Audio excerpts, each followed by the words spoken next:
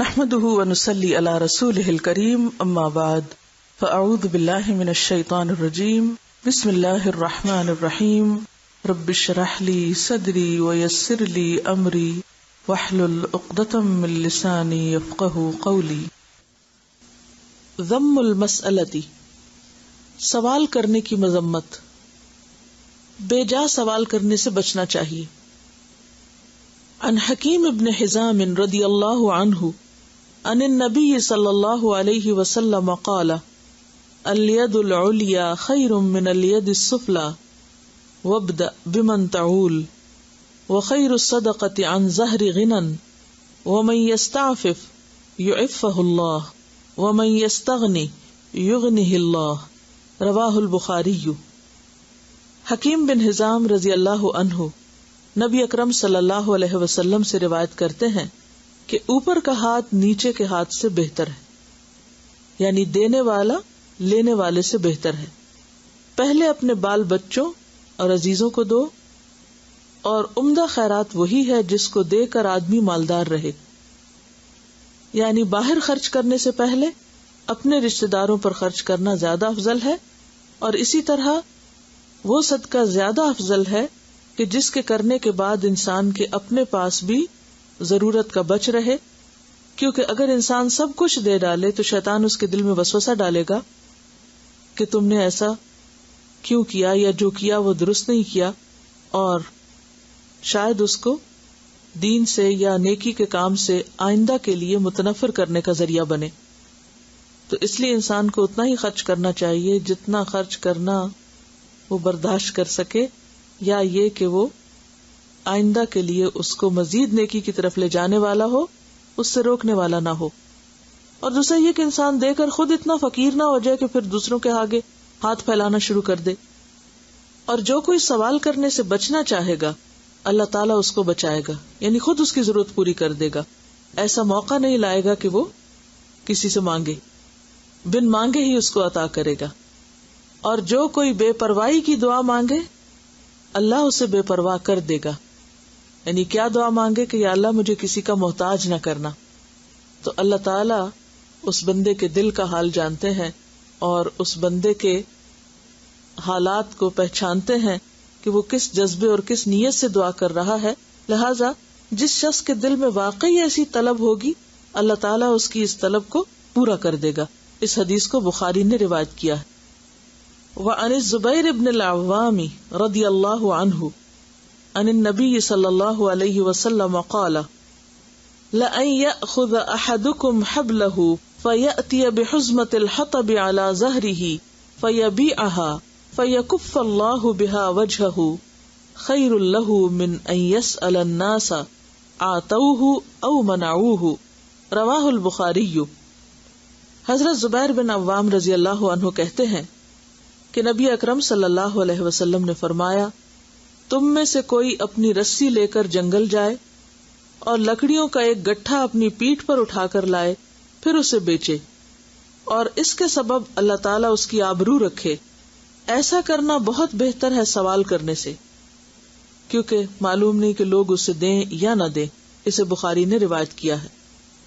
تو اس سے پتہ چلتا ہے کہ انسان جو کمائی اپنی محنت سے کرتا ہے وہ اس سے بہتر ہے کہ جو انسان مانگ تانگ کر حاصل کرتا ہے اور پھر اس میں اس کی عزت و آبرو جاتی ہے.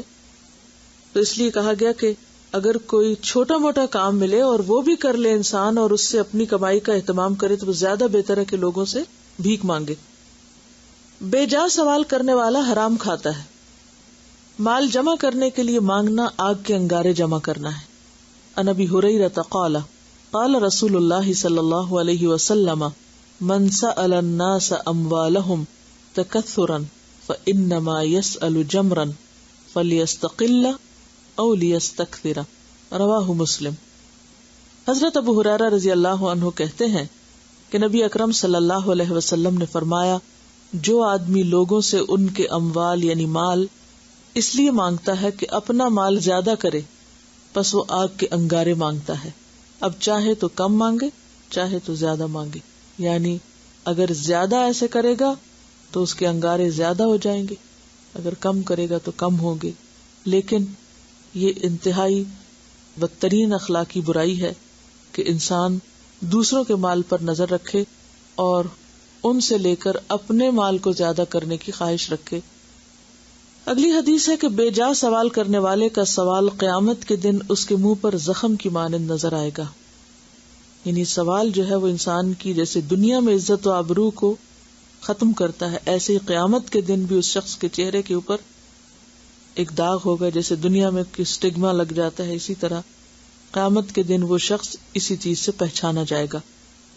ان عبداللہ رضی اللہ عنہ قال قال رسول اللہ صلی اللہ علیہ وسلم من سأل الناس وله ما يغنيه جاءت يوم القيامة خموش او خدوش او قدوح في وجهه فقال يا رسول الله صلى الله عليه وسلم وما الغنى قال 50 درهما او قيمتها من الذهب رواه ابو داود والترمذي والنسائی وابن ماجہ صحیح.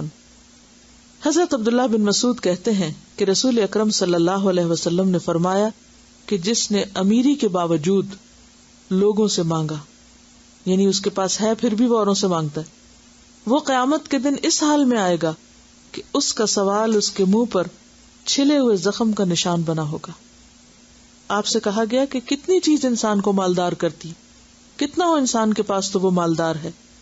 آپ صلی اللہ علیہ وسلم نے فرمایا 50 درہم یا اس کی قیمت کا سونا. اگر کسی کے پاس ہے تو وہ مالدار ہے، اور ایسے شخص کو سوال نہیں کرنا چاہیے، اور ایسا شخص اگر سوال کرتا ہے تو وہ شخص قیامت کے دن اپنے اس سوال کی وجہ سے زخمی چہرے کے ساتھ آئے گا. آپ دیکھیے دنیا میں اگر ہمارے چہرے پر کوئی داغ لگ جائے، کوئی دانے نکل آئے، کوئی اکنی وغیرہ ہو جائے تو انسان کے لیے کتنی ایک شرمندگی کی بات ہوتی ہے. انسان دوسروں سے چھپتا پھرتا ہے یا اوپر کئی قسم کی چیزیں لگاتا ہے تاکہ اس کے داغ مٹ جائیں. اسی طرح اگر چہرے پر کوئی بھی ایسی ناگوار چیز ہو تو انسان اس کے دور کرنے کے لیے بڑی بڑی رقمیں خرچ کر دیتا ہے. لیکن اگر کوئی شخص ایسے کام کرتا ہے تو قیامت کے دن اس کے چہرے کی رونق چلی جائے گی. نہ صرف یہ کہ رونق جائے گی بلکہ الٹا اس کے چہرے پر چھلے ہوئے زخم کی طرح کے نشان ہوں گے. صدقہ فطر کے مسائل. صدقہ فطر فرض ہے. صدقہ فطر کا مقصد روزے کی حالت میں سرزد ہونے والے گناہوں سے خود کو پاک کرنا ہے، کیونکہ صدقہ گناہوں کو صاف کرتا ہے. صدقہ فطر نماز عید سے قبل ادا کرنا چاہیے ورنہ عام صدقہ شمار ہوگا. صدقہ فطر کے مستحق وہی لوگ ہیں جو زکوٰۃ کے مستحق ہیں. حضرت ابن عباس سے روایت ہے کہ رسول اللہ صلی اللہ علیہ وسلم نے صدقہ فطر روزے دار کو بےہودگی اور فحش باتوں سے پاک کرنے کے لیے نیز محتاجوں کے کھانے کا انتظام کرنے کے لیے فرض کیا ہے. جس نے نماز عید سے پہلے ادا کیا اس کا صدقہ فطر ادا ہو گیا، اور جس نے نماز عید کے بعد ادا کیا اس کا صدقہ فطر عام صدقہ شمار ہوگا، یعنی اس کا پھر وہ فائدہ نہیں جو اصل صدقے کا ہے. صدقہ فطر کی مقدار 1 صاع ہے جو 3.25 سیر یا 2.5 کلو گرام کے برابر ہے. صدقہ فطر ہر مسلمان، غلام ہو یا آزاد، مرد ہو یا عورت، چھوٹا ہو یا بڑا، روزہ دار ہو یا غیر روزہ دار، صاحب نصاب ہو یا نہ ہو، سب پر فرض ہے. ٹھیک ہے، یعنی اتنی اس کی تاکید ہے. حضرت ابن عمر سے روایت ہے کہ رسول اللہ صلی اللہ علیہ وسلم نے رمضان کا صدقہ فطر 1 صاع کھجور یا 1 صاع جو غلام، آزاد، مرد، عورت، چھوٹے بڑے ہر مسلمان پہ فرض کیا ہے. اسے بخاری اور مسلم نے روایت کیا. جو بچہ آخری روزے کو پیدا ہو اس کا بھی ہوگا، چاہے وہ 1 دن یا چند گھنٹے کا ہو.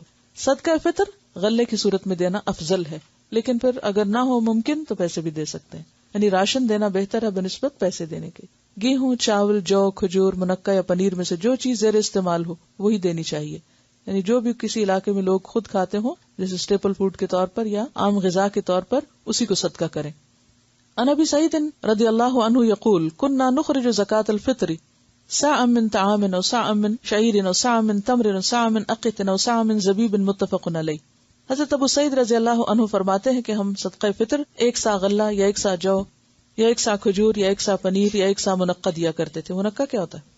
انگور، ڈرائی انگور ہوتے ہیں نا جو بڑے والے. جی، اسے بخاری اور مسلم نے روایت کیا ہے. صدقہ فطر ادا کرنے کا وقت آخری روزہ افطار کرنے کے بعد شروع ہوتا ہے، لیکن عید سے 1 یا 2 دن پہلے بھی ادا کر سکتے ہیں. صدقہ فطر گھر کے سرپرست کو گھر کے تمام افراد، بیوی، بچوں اور ملازموں کی طرف سے ادا کرنا چاہیے. حضرت نافع سے روایت ہے کہ ابن عمر گھر کے چھوٹے بڑے تمام افراد کی طرف سے صدقہ فطر دے دیتے تھے. یعنی اگر آپ کے ہسبینڈ اگر آپ کا بھی دے دیں تو بہت اچھی بات ہے. حتیٰ کہ میرے بیٹوں کی طرف سے بھی دے دیتے تھے. اور ابن عمر ان لوگوں کو دیتے تھے جو قبول کرتے, اور عید الفطر سے 1 یا 2 دن پہلے دے دیتے تھے. وہ کیوں؟ تاکہ جو ضرورت مند لوگ ہیں وہ اپنی ضرورت پوری کر سکیں اور اطمینان سے عید منا سکیں. صدقۃ التطوع, نفلی صدقہ. حرام مال سے دی گئی زکوٰۃ یا صدقہ اللہ تعالیٰ قبول نہیں فرماتا. ان اسامہ بن عمیر بن عامر قال سمعت رسول اللہ صلی اللہ علیہ وسلم یقول ان اللہ عز وجل لا يقبل صلاة بغیر طہور ولا صدقة من غلول. رواہ النسائی. حضرت اسامہ بن عمیر بن عامر رضی اللہ عنہ کہتے ہیں کہ میں نے رسول اللہ صلی اللہ علیہ وسلم کو فرماتے ہوئے سنا ہے کہ اللہ تعالیٰ وضو کے بغیر نماز اور حرام مال سے صدقہ قبول نہیں فرماتا. اسے نسائی نے روایت کیا ہے. حلال کمائی سے 1 کھجور کے برابر دیا گیا صدقہ بھی اللہ تعالیٰ قبول کرتا ہے. حلال کمائی سے کیے گئے معمولی صدقے کا اجر و ثواب اللہ تعالیٰ کئی گنا بڑھا کر دیتے ہیں. عن ابی ہریرہ رضی اللہ عنہ قال قال رسول اللہ صلی اللہ علیہ وسلم من تصدق بعدل تمرۃ من کسب طیب ولا يقبل اللہ الا الطیب وان اللہ يتقبلها بیمینہ ثم يربیها لصاحبہ کما یربی احدکم فلوہ حتی تکون مثل الجبل. رواہ البخاری. حضرت ابو ہریرہ رضی اللہ عنہ کہتے ہیں کہ رسول اللہ صلی اللہ علیہ وسلم نے فرمایا جو کوئی 1 کھجور کے برابر بھی حلال کمائی سے صدقہ کرے, اور اللہ تعالیٰ حلال کمائی سے ہی صدقہ قبول کرتا ہے. حلال کمائی سے کیا گیا صدقہ اللہ تعالیٰ دائیں ہاتھ میں لیتا ہے, پھر اس کے مالک کے لیے اسے پالتا یا بڑھاتا رہتا ہے جس طرح کوئی تم میں سے اپنا بچھیرا پالتا ہے, یہاں تک کہ وہ صدقہ پہاڑ کے برابر ہو جاتا ہے. اسے بخاری نے روایت کیا ہے. صدقہ اللہ تعالیٰ کے خصوصی فضل و کرم کا باعث بنتا ہے. عن ابی ہریرہ عن النبی صلی اللہ علیہ وسلم قال بین رجل بفلاۃ من الارض فسمع صوتا فی سحابۃ اسق حدیقۃ فلان فتنحى ذلك السحاب فافرغ ماءه في حرة فاذا شرجة من تلك الشراج قد استوعبت ذلك الماء كله فتتبع الماء فاذا رجل قائم في حديقته يحول الماء بمسحاته فقال له يا عبد الله ما اسمك؟ قال فلان للاسم الذي سمع في الصحابة. فقال له يا عبد الله لم تسألني عن اسمي؟ فقال إني سمعت صوتا في الصحابة الذي هذا ماؤه يقول اسق حديقة فلان لاسمك فما تصنع فيها؟ قال أما إذ قلت هذا فإني أنظر إلى ما يخرج منها فأتصدق بثلثه وآكل أنا وعيالي ثلثا وأرد فيها ثلثه. رواہ مسلم. حضرت ابو ہریرہ رضی اللہ عنہ نبی اکرم صلی اللہ علیہ وسلم سے روایت کرتے ہیں آپ نے فرمایا ایک شخص جنگل میں کھڑا تھا, اس نے بادل کی آواز سنی. کسی نے آواز دی کہ فلاں آدمی کے باغ کو پانی پلاؤ. چنانچہ بادل ایک طرف چلا اور اپنا پانی ایک سنگلاخ زمین پہ انڈیل دیا. اچانک نالیوں میں سے ایک نالے نے سارا پانی جمع کیا. وہ آدمی پانی کے پیچھے چلا, دیکھا کہ ایک شخص اپنے باغ میں کھڑا ہے اور اپنے بیلچے سے پانی ادھر ادھر تقسیم کر رہا ہے. اس آدمی نے کہا اللہ کے بندے تمہارا کیا نام ہے؟ اس نے کہا فلاں, وہی نام جو اس نے بادل سے سنا تھا. پھر اس نے دریافت کیا اللہ کے بندے تو میرا نام کیوں پوچھتا ہے؟ اس نے کہا کہ میں نے اس بادل سے جس کا یہ پانی ہے آواز سنی تھی کہ فلاں کے باغ کو پانی پلاؤ, اور تیرا نام لیا گیا. میں جاننا چاہتا ہوں تو اپنے باغ میں کیا کرتا ہے.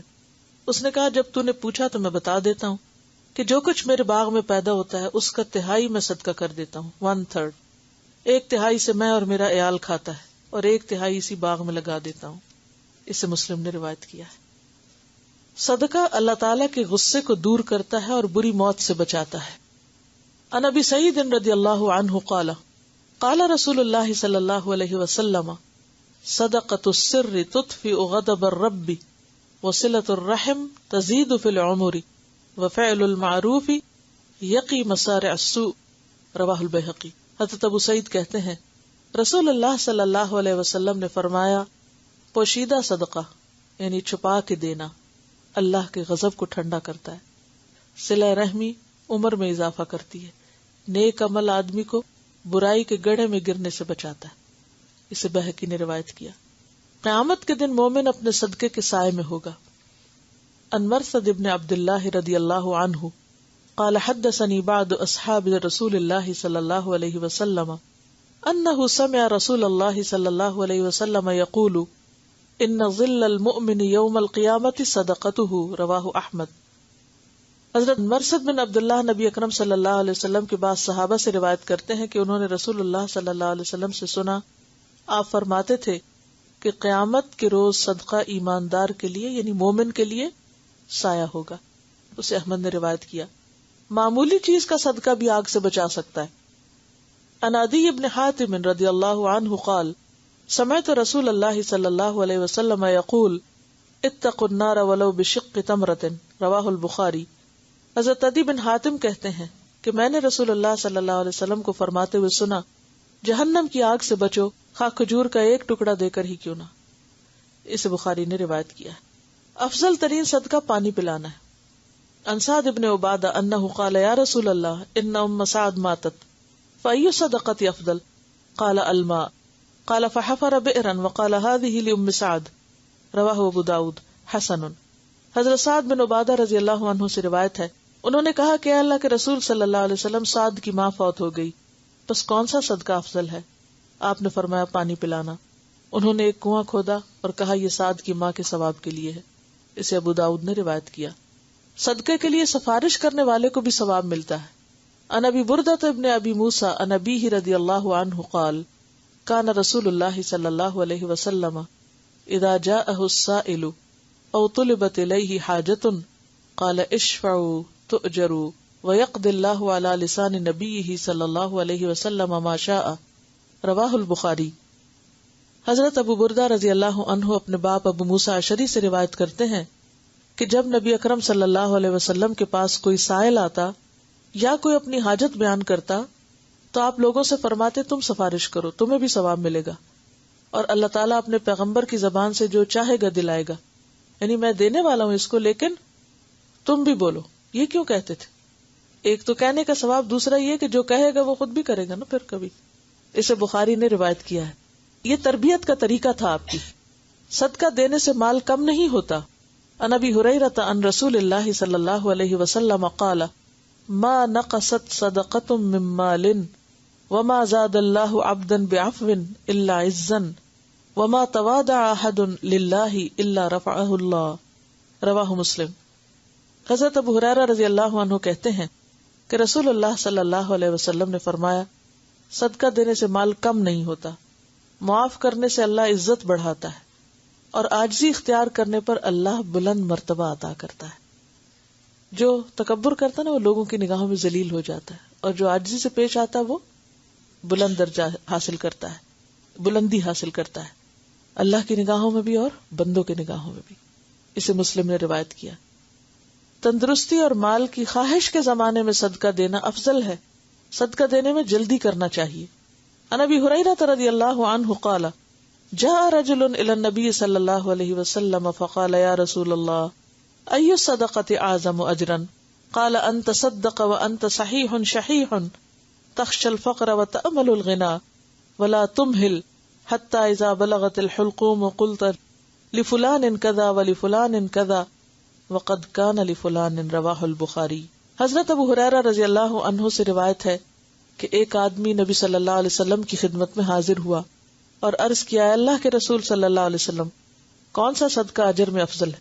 آپ نے فرمایا وہ صدقہ جو تو تندرستی کی حالت میں کرے، تجھے غربت کا خوف بھی ہو اور دولت کی خواہش بھی، یعنی اپنے حالات بہت اچھے نہ ہوں، اور یاد رکھو صدقہ کرنے میں دیر نہ کرنا، یعنی یہ نہ سوچنا کہ اچھے حالات ہوں گے پھر کریں گے، کہیں جان حلق میں آ جائے اور پھر تو کہے کہ فلاں کے لیے اتنا صدقہ اور فلاں کے لیے اتنا، حالانکہ اس وقت تو تیرا مال غیروں کا ہو ہی چکا، اب تو تم نہ بھی کہو تو انہیں کو ہی ملے گا۔ تو بہتر ہے کہ جب صحت ہے، زندگی ہے، موقع ہے، اس وقت کر لو تاکہ کل کام آئے۔ مسلمان کے باغ یا کھیت سے جانور جو کھا جائیں وہ صدقہ ہے۔ عن انس بن مالک رضی اللہ عنہ قال قال رسول اللہ صلی اللہ علیہ وسلم ما من مسلم یغرس غرسا او یزرع زرعا فیأکل منه طیر او انسان او بہیمة الا کان له به صدقة، متفق علیہ واللفظ للبخاری۔ حضرت انس کہتے ہیں کہ رسول اکرم صلی اللہ علیہ وسلم نے فرمایا، کوئی مسلمان نہیں جو درخت لگائے یا کھیتی سینچے پھر اس سے انسان یا پرندے یا چارپائے کھائیں مگر وہ اس کے لیے صدقہ ہے۔ اسے بخاری اور مسلم نے روایت کیا ہے۔ یعنی انسان کی کوشش ضائع نہیں جاتی، کوشش کرنے والا کوشش کرے، خواہ دنیا میں اس کوشش کا نتیجہ اس کی مرضی کے مطابق نکلے یا اس کی مرضی کے خلاف۔ بہت دفعہ ایسا ہوتا ہے نا کہ ہم ایک کام کرتے ہیں اور پھر ہم کیا چاہتے ہیں کہ اس کا نتیجہ ہماری مرضی کے مطابق آئے، اور جب نہیں آتا تو ہم مایوس ہونے لگتے ہیں۔ تو ایسے میں انسان کی کوشش ضائع نہیں ہوتی۔ کوئی مثال، ایک مثال تو یہ نظر آ رہی ہے نا جو یہاں بتائی گئی، لیکن اس کے علاوہ عام روزمرہ زندگی میں کہ آپ اپنے بچوں کی تربیت کرتے ہیں، اپنے آپ کو تھکاتے ہیں، محنت کرتے ہیں، آپ اپنا فرض پورا کرتے ہیں، لیکن ظاہر ہے کہ بچے اپنی مرضی کے مالک ہیں۔ آپ کی کوشش کیا تھی جو آپ نے کر دی؟ اب اگر وہ نہیں مانتے یا وہ بڑے ہو کر وہ نہیں بنتے جو آپ بنانا چاہتے تھے، وہ اپنی مرضی سے کچھ اور بننا چاہتے ہیں، تو کیا اس کی پوچھ آپ سے ہوگی؟ نہیں، کیونکہ آپ نے اپنا فرض پورا کر دیا، آپ نے حق ادا کر دیا۔ تو اسی طرح اور بھی بہت ساری چیزیں، مثلاً اور بچوں کے علاوہ کوئی اور مثال، مثلاً آپ نے کھانا بنایا بہت محنت سے کسی خاص شخص کو کھلانے کے لیے، لیکن وہ پہنچا ہی نہیں یا کھانا اس تک نہیں پہنچا، تو اب کیا ہوا؟ آپ کی کوشش ضائع ہو گئی۔ دنیاوی اعتبار سے ہم کیا سمجھتے ہیں؟ ضائع ہو گئی، کہ میری مرضی نہیں پوری ہوئی یا میری مرضی کی جگہ نہیں چیز پہنچی تو وہ ضائع ہو گئی، لیکن اللہ کے یہاں ضائع نہیں ہوئی، کیونکہ وہاں کوشش دیکھی جائے گی۔ اسی طرح آپ نے کسی کام کے لیے کوئی خاص کوشش نہیں کی، پڑھا نہیں، امتحان دے دیا، تک بازی سے پاس ہو گئے، آپ بہت خوش ہوتے ہیں کہ میں تو پڑھے بغیر ہی پاس ہو گئی۔ اب اس میں اصل چیز کیا ہے؟ پاس ہونا نہیں دیکھا جائے گا، کوشش دیکھی جائے گی کہ آپ کی کوشش کیا تھی۔ اور اسی طرح باقی زندگی کے بھی سارے کام، کوئی بھی کام اگر آپ اپنا حق ادا کر دیتے ہیں پھر بھی نہیں کام ہوتا تو کبھی مایوس نہ ہو، کبھی دل چھوٹا نہ کریں، کبھی بے صبری نہ کریں، آپ نے اپنا فرض پورا کر دی۔ بہت سارے لوگ چیزوں کے پیچھے پڑ جاتے ہیں کہ ہم نے یہ بزنس کیا، نفع کیوں نہیں نکلا، ہم نے فلاں کام کیا، نتیجہ کیوں نہیں سامنے آیا۔ بھئی نہیں آنا تھا، نہیں آیا، نتیجہ آپ کے ہاتھ میں تھوڑی ہے، آپ کے ہاتھ میں کوشش ہے، آپ کرتے چلے جائیں۔ تو یہاں بھی کیا بتایا کہ کوئی مسلمان جو درخت لگائے یا کھیتی سینچے یعنی پانی لگائے زمین کو، اور پھر اس سے پرندے یا چارپائے یا انسان کوئی بھی کھائے، وہ سب اس کے لیے صدقہ ہے، کیونکہ اس کی محنت کا کھا رہے ہیں سب۔ اب ہم کہیں کہ اوہو بلی کھا گئی تو ضائع ہو گیا، نہیں، ضائع نہیں ہوا، کسی نے بھی کھا لیا، کوئی بھی چیز کوئی بھی لے گیا تو فوراً نیت کیا کرنی چاہیے؟ حتیٰ کہ اگر کوئی چور بھی لے جائے کبھی کوئی چیز، زندگی میں ہوتا ہی ہے نا، کبھی انسان کی کوئی چیز چرائی جاتی ہے یا کوئی کھو جاتی ہے چیز یا ٹوٹ جاتی ہے، کچھ بھی ہو جاتا ہے، تو انسان کو کیا سوچنا چاہیے کہ ٹھیک ہے وہ بھی استعمال کرے گا، ثواب تو مجھے کو نہیں، چیز میری تھی، میرے ثواب اور اجر میں تو کمی کوئی نہیں ہوگی۔ جی، لیکن طریقہ بہرحال غلط ہے۔ اس سے یہ مطلب نہیں کہ چوری اچھی چیز ہے، اس کا مطلب یہ ہے کہ اس نے تو جو برا کرنا تھا کیا، مگر آپ اپنا دل نہیں چھوٹا کریں۔ بہت سے لوگ خوش رہنے کا راز نہیں جانتے۔ خوش رہنا کس چیز میں ہے؟ اللہ کی رضا کے آگے سر تسلیم خم کرنا، اپنی سی کوشش کرنا اور باقی نتیجہ اللہ پہ چھوڑ دینا، یہ ہے خوشی کا راز۔ اکثر لوگ جو کڑتے جلتے مرتے رہتے ہیں، جی جی کے مرتے اور مر مر کے جیتے ہیں، اس کے پیچھے وجہ یہ ہوتی ہے کہ وہ زندگی کا نقشہ خود بنانا چاہتے ہیں، چیزوں کو اپنی مرضی کے مطابق ڈھالنا چاہتے ہیں، جبکہ یہ ممکن نہیں ہے۔ آپ کے لیے کیا ممکن ہے؟ کوشش، اور بس۔ آپ کی کیا دیکھی جائے گی؟ کوشش۔ آگے چاہے نتیجہ الٹ ہو، مثلاً ایک شخص صدقہ لے کے نکلا اور وہ چور کے ہاتھ لگ گیا، ایک بری عورت کے ہاتھ لگ گیا، تو وہ پریشان ہوا کہ میرا صدقہ تو گیا، تو اس کو بتایا گیا کہ ہو سکتا ہے چور چوری چھوڑ دے تمہارے صدقے کی وجہ سے، زانیہ عورت زنا چھوڑ دے تمہارے صدقے کی وجہ سے، تمہارا نہیں ضائع ہوا۔ تو اگر ہمارے دل کے اندر یہ سکون آ جائے نا کہ ہماری کوشش ضائع نہیں ہوئی، تو آپ دیکھیں آپ سب سے زیادہ ہوپ فل انسان اور سب سے زیادہ خوش اور مطمئن انسان ہو جائیں گے زندگی میں۔ اور جب تک آپ کے اندر یہ عادت نہیں آتی، آپ کہیں پر بھی چین نہیں پا سکتے، کہیں بھی۔ اچھے حالات ہوں تب اور برے حالات ہوں تب انسان کو سب سے زیادہ دلچسپی جس چیز سے ہونی چاہیے وہ اپنے آپ سے، کہ میں کیا کر رہا ہوں، میں اپنا فرض پورا کر رہا ہوں، میں اپنا حق ادا کر رہا ہوں، میں اپنی کوشش کر رہا ہوں. اگر وہ نہیں تو یہاں فکر کی ضرورت ہے، یہ غم کھانے کی ضرورت ہے کہ میں نے اپنا وقت ضائع کر دیا. سب سے زیادہ اگر افسوس ہو تو اس بات پر ہو کہ میں نے اپنی صلاحیتیں برباد کی اور اپنا وقت ضائع کیا. عورت اپنے گھر کے خرچے سے صدقہ دے سکتی ہے. عن عائشہ رضی اللہ عنہا قالت قال رسول اللہ صلی اللہ علیہ وسلم اذا انفقت المرأة من طعام بيتها غير مفسدة كان لها اجرها بما انفقت ولزوجها اجره بما كسب وللخازن مثل ذلك لا ينقص بعضهم اجر بعض شيئا رواہ البخاری. حضرت عائشہ رضی اللہ عنہا کہتی ہیں کہ رسول اکرم صلی اللہ علیہ وسلم نے فرمایا جب عورت گھر کے کھانے سے صدقہ دے بشرطے کہ شوہر کے ساتھ بگاڑ کی نیت نہ ہو تو اسے اس کا اجر ملے گا اور اس کے خاوند کو کمائی کرنے کا اجر ملے گا اور خزانچی کو بھی اتنا ہی، یعنی کیشیئر جو ہے یا پیسے جمع کرنے والا اور پھر اس کو صحیح جگہ لگانے والا، اور کسی کا ثواب دوسرے کے ثواب کو کم نہیں کرے گا. اسے بخاری نے روایت کیا ہے. تو اس سے کیا پتہ چلتا ہے کہ ایک کوشش میں کئی شریک ہو سکتے ہیں اگر ہر ایک اپنے اپنے حصے کی کوشش کرتا ہے. مثلاً شوہر نے کمائی کی، عورت نے کھانا پکایا، اب اس نے جو پکایا اور اس میں سے کسی کو بھی دیا تو اس کی محنت لگی نا، اس میں کوشش ہے شامل، تو اس کو بھی اجر ملے گا. اور چونکہ پیچھے اس کے کسی اور کی محنت بھی تھی، اللہ تعالیٰ اس کو بھی محروم نہیں کرے گا. اسی طرح بگاڑ کی نیت کا کیا مطلب ہے؟ ہسبینڈ کو نقصان پہنچانے کے لیے، اس کو نقصان دینے کے لیے کہ اس کا مال ضائع کیا جائے. ٹھیک ہے. پھر اسی طرح خزانچی کو بھی ثواب ملے گا. بھئی پیسے اس کے تو نہیں، اس کو کیوں ثواب مل رہا ہے؟ کوشش کا، اس کی کوشش کا کہ اس نے اکٹھا کیا، پھر اس کا حساب کتاب کیا، اس کی حفاظت کی، پھر اس کو خرچ کیا، یہ اس کو بھی ثواب مل گیا. لیکن جن کا اصل مال تھا ان کو بھی ملا. پھر اسی طرح باقی بھی جہاں کہیں بھی ہو، مثلا ایک شخص نے کتاب لکھی، ایک نے پرنٹ کرائی. اب یہ ہے کہ کسی نے بھی پڑھی تو اس کا ثواب صرف لکھنے والے کو نہیں ملے گا، اس کو بھی ملے گا جس نے پرنٹ کرائی. کیوں؟ کیونکہ اس کا بھی حصہ ہے بیچ میں. ٹھیک ہے نا. تو اسی طرح جب بھی کسی کام میں بہت سے لوگ شریک ہوتے ہیں، یعنی کوئی بھی اکٹھے مل کے کام کرتے ہیں، تو اگرچہ وہ اکٹھے ہوتے ہیں اور اس کے آؤٹ پٹ میں یا اس کا جو نتیجہ آؤٹ کم سامنے آتا ہے تو بازو کا سب کو شاباش مل جاتی، لیکن اللہ کے ہاں وہ اکٹھی شاباش نہیں ہے، اس میں سے انڈیویجول ایفرٹس دیکھی جائیں گی.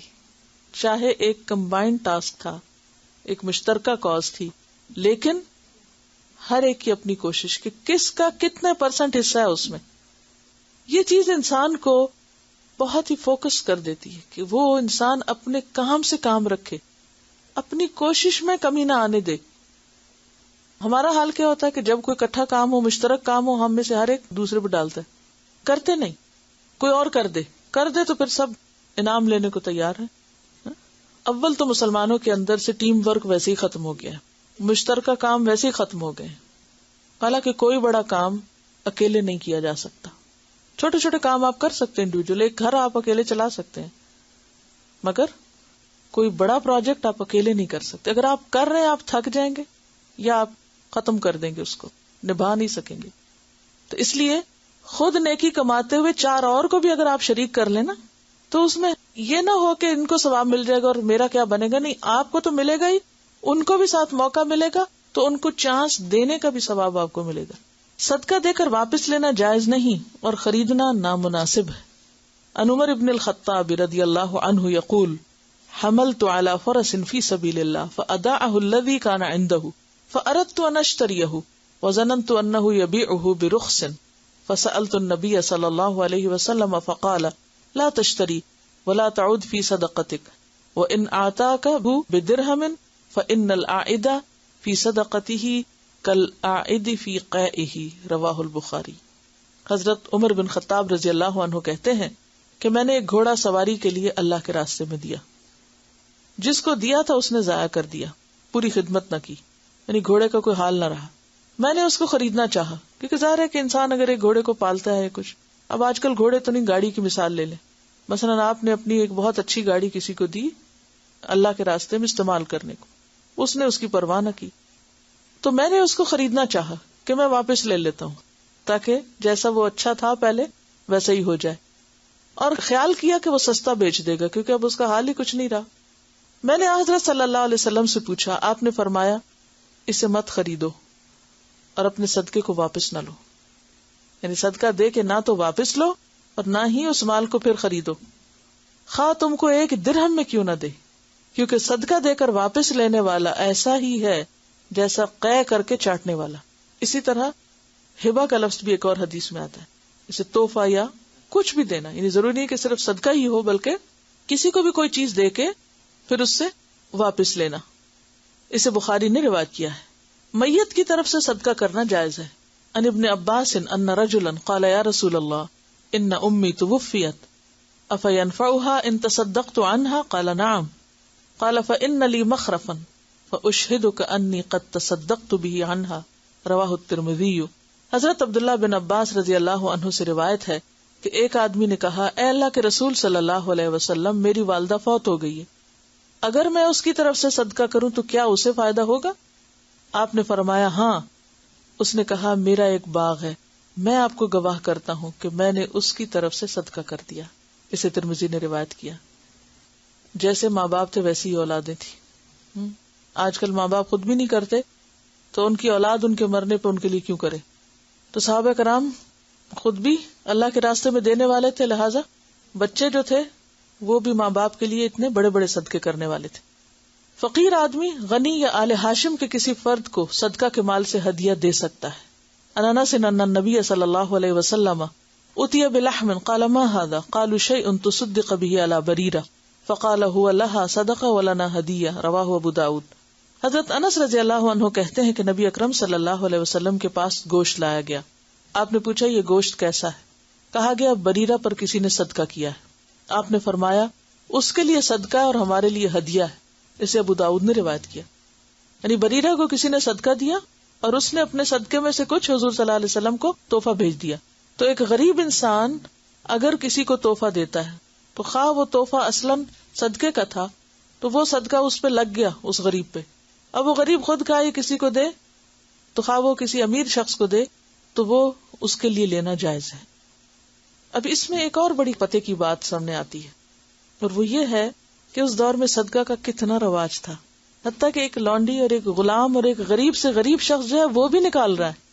دیکھیں نا, وہ بریرہ لونڈی ہے, اس کو صدقہ ملا ہے, وہ خود غریب ہے, مستحق ہے, اور وہ کیا کری اس میں سے نکال کے آگے تحفہ دے رہی. دل دیکھیں نا آپ.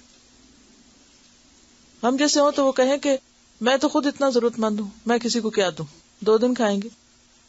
احسان جتلانے سے صدقے کا ثواب ضائع ہو جاتا ہے.